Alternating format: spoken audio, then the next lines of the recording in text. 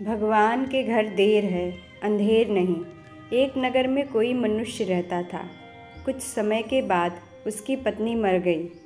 उसकी लड़की का नाम टॉम था। एक दिन उसने दूसरा विवाह कर लिया। उसकी सौतेली माँ बालिका से स्नेह नहीं करती थी। पूरे दिन काम करके भूखी बालिका सो जाती थी।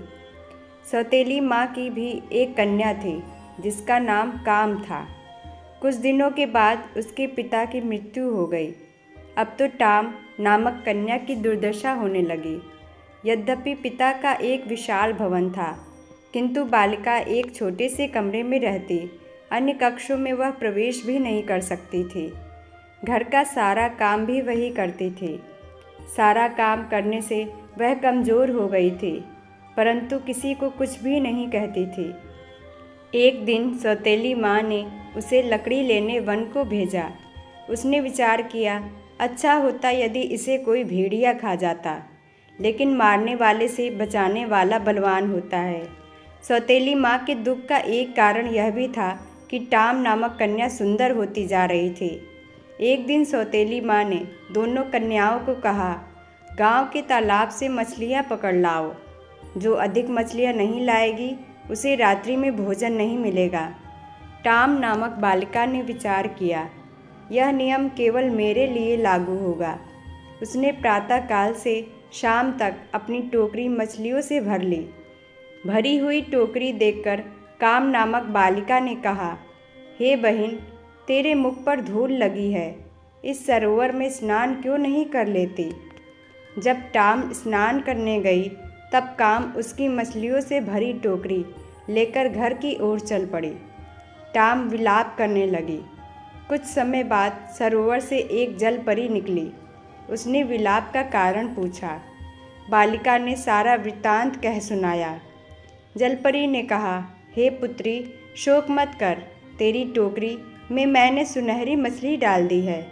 तू उसे अपने घर के पास वाले कुएं में डाल दे, वह तुम्हारी मन की इच्छा पूर्ण करेगी। उसने वैसा ही किया। वह मछली प्रतिदिन उसके साथ बातें करती थी। सौतेली माँ को शंका हुई।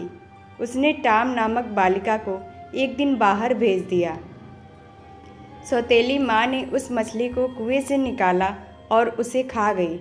शाम को टॉम कुएं के पास आई और मछली को पुकारा, परंतु कोई उत्तर ना मिला। वह करुण विलाप करने लगी। तब जलपरी ने कहा, शोक मत कर, मछली की हड्डियों को अपने कमरे में गाड़ दे। टॉम नामक कन्या ने वैसा ही किया। उस समय उसे एक सुंदर साड़ी मिली। दूसरे दिन उत्सव था। सौतेली माँ ने चावल और चने मिलाकर टॉम नामक कन्या को कहा, तू इन चावलों में से चनों को अलग कर। ऐसा कहकर सौतेली माँ अपनी लड़की के साथ मेला देखने चली गई। आंसू बहाती हुई कन्या ने विचार किया, मैं साड़ी पहनकर मेले में कैसे जाऊंगी। उसी समय हजारों चिड़ियाएँ वहां आ गई। क्षण भर में ही चावलों में से चनों को अलग कर दिया। वह शीघ्र ही साड़ी और जूते पहनकर राजकुमारी की तरह मेले में पहुंची। उसे आई देखकर काम नामक बालिका ने माँ के कान में कहा, यह बालिका जो राजकुमारी जैसी लग रही है, क्या यही टॉम है। सौतेली माँ को देखकर टॉम नामक बालिका भय के कारण भागने लगी। उसका एक जूता वहीं गिर पड़ा। एक राजपुत्र उस जूते को देखकर मोहित हो गया तथा उसने सैनिकों को आदेश दिया, कुमारी को राजभवन में लाओ। सैनिक ढूंढकर उसे वहां ले आए।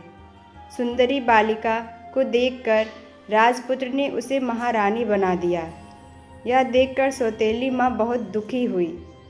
एक दिन पिता के श्राद्ध में टॉम अपने पिता के घर आई।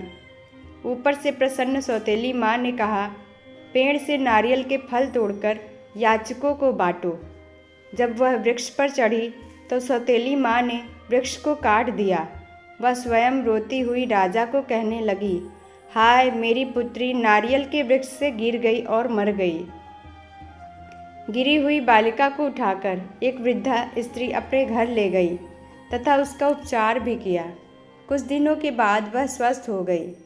इधर सौतेली माँ अपनी पुत्री को राजमहल ले गईं। तथा राजा को कहने लगी, मेरी पुत्री को महारानी बनाओ।